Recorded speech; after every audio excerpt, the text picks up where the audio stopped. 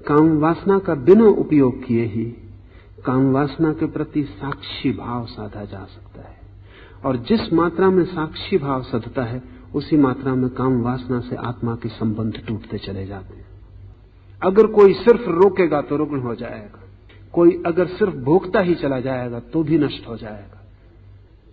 पूर्व की दृष्टि न तो भोग और न दमन, वरन दोनों के ऊपर उठने की है, ताकि चेतना शरीर को अपने नीचे पा सके।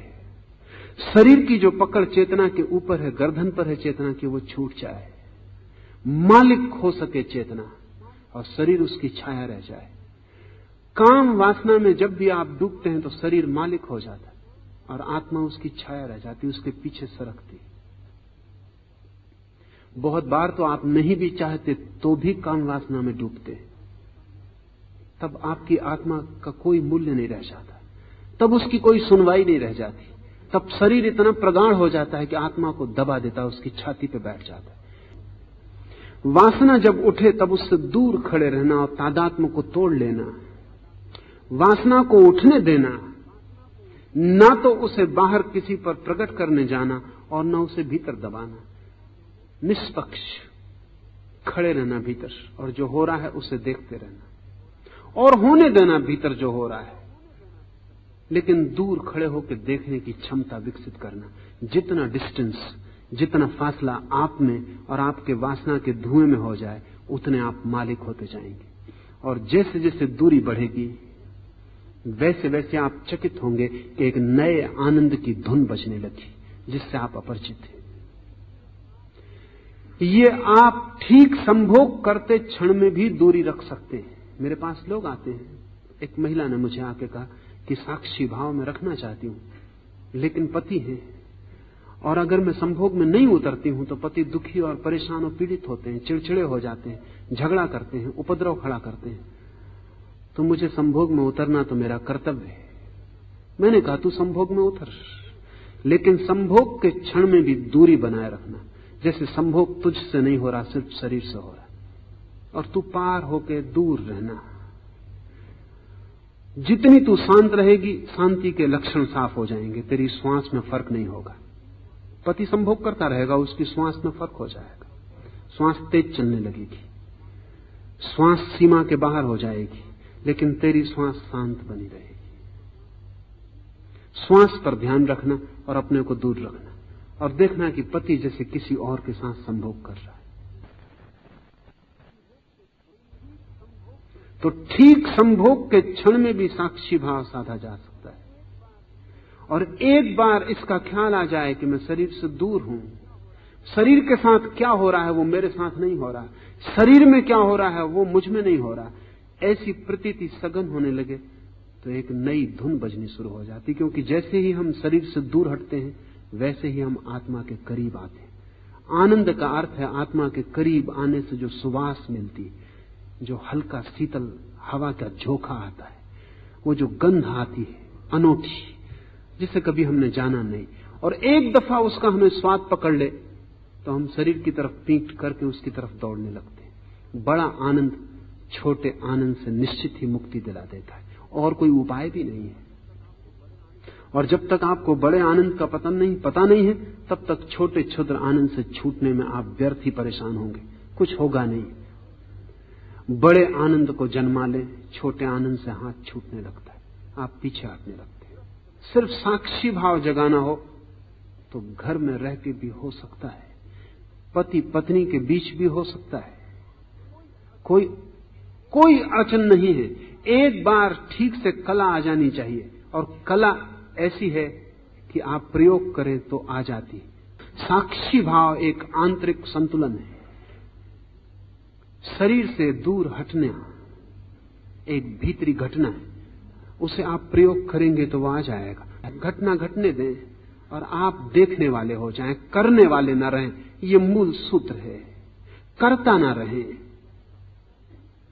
दृष्टा हो जाएं। इसे थोड़ा उपयोग करें, जरूरी नहीं कि सीधा संभोग से ही शुरू करें, इसे कहीं भी उपयोग करें।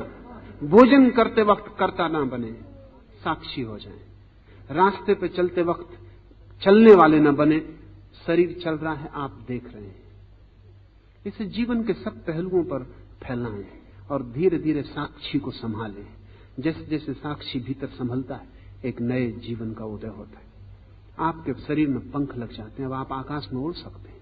अब परमात्मा दूर नहीं है। और जैसे जैसे दूरी बढ़ती है शरीर से, वैसे वैसे नए सुख के स्रोत टूटते हैं। बुद्ध ने कहा है महासुख। और जैसे ही उस स्रोत के झरने टूटने लगते हैं, फिर शरीर के सुखों में कोई अर्थ नहीं रह जाता, मूढ़ता हो जाती। ध्यान रहे, जब तक काम वासना में अर्थ है, तब तक आप छुटकारा नहीं पा सकेंगे, तब तक ब्राह्मण का जन्म नहीं होगा।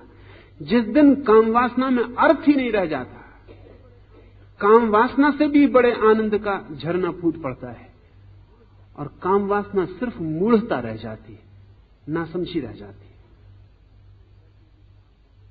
ठीक वैसे ही जैसे आपके हाथ में हीरा है और कोई आपको गाली दे दे तो आप हीरा उठा के पत्थर की तरह फेंक नहीं देंगे, आप कहेंगे पागलपन है।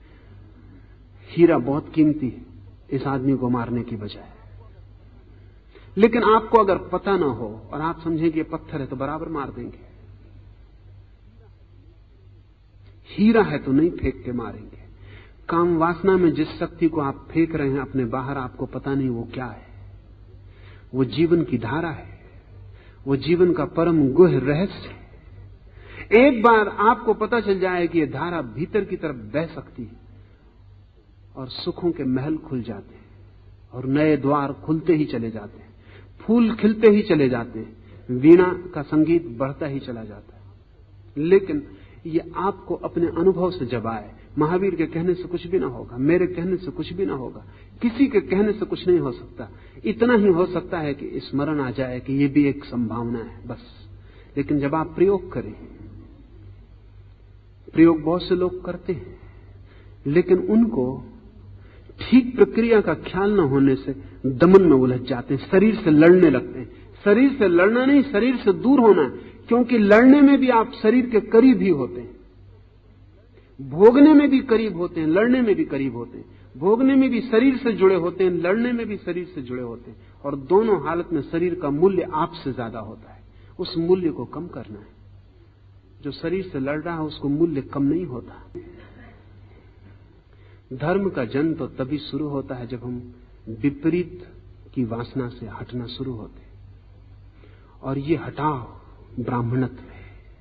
साक्षी भाव से, शरीर से फासला बढ़ने से, जैसे ही जितने ही आप अपने शरीर से दूर होंगे, उतने ही आप दूसरे के शरीर से दूर हो जाएंगे। इसे आप गणित समझें भीतर का। जितना आपको दूसरे का शरीर आकर्षक मालूम होता है, उसका अर्थ है कि आप अपने शरीर से उतने ही जुड़े हैं, क्योंकि आपके शरीर को ही दूसरे का शरीर आकर्षक मालूम होता है, आत्मा को नहीं। आत्मा को शरीर से कोई संबंध नहीं है। जैसे जैसे आप पीछे हटते हैं अपने शरीर से, वैसे वैसे दूसरे के शरीर भी खोने लगते हैं। उससे लड़ना पागलपन है, क्योंकि जिससे आप पैदा हुए हैं उससे लड़ नहीं सकते। उससे लड़के क्या हाथ लगेगा। ऐसे ही चेतना शरीर में है, शरीर में ही रहती, लेकिन शरीर उसे छूता नहीं। चेतना का जन्म वासना में हुआ है, उसके चारों तरफ वासना का जल है, लेकिन कमल की तरह चेतना अलग हो जाती। उसे भाग नहीं सकते संसार से, क्योंकि संसार भीतर है।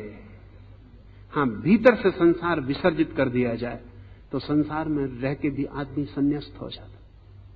महावीर विरोध में नहीं है कि कोई संसार न छोड़े। वे कहते हैं संसार छोड़े, लेकिन तभी छोड़े जब संसार छूट चुका हो।